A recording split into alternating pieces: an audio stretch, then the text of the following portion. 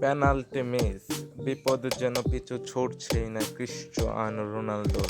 কান্নায় ভেঙে পড়লেন পুরোটা ম্যাচে, কিন্তু কে জানে যে কস্তার হাত ধরে আবারও জিততে পারবে রোনালদো। তার কান্না জর্জরিত ম্যাচে সৃষ্টিকর্তাও তার জন্য হাতরা বাড়িয়ে দিল।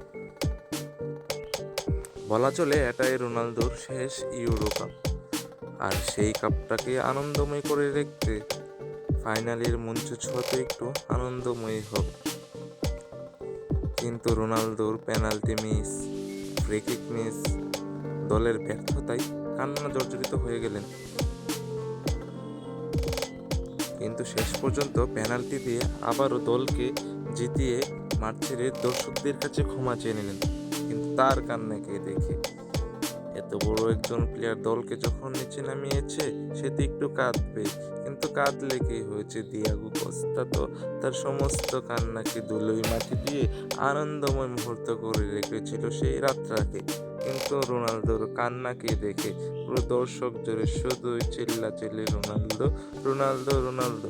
সেদিন যেন এমিলিয়ানো বাজ পাখি দিয়াগো কস্তার মাথায় বাজ পড়েছে। তাই দেখি পরপর 3টি পেনাল্টি সেভ কিন্তু সামান্য কথা না। এটি ঘটেছিল 2022 সালে মরক্কো এবং স্পেনের একটি ম্যাচে।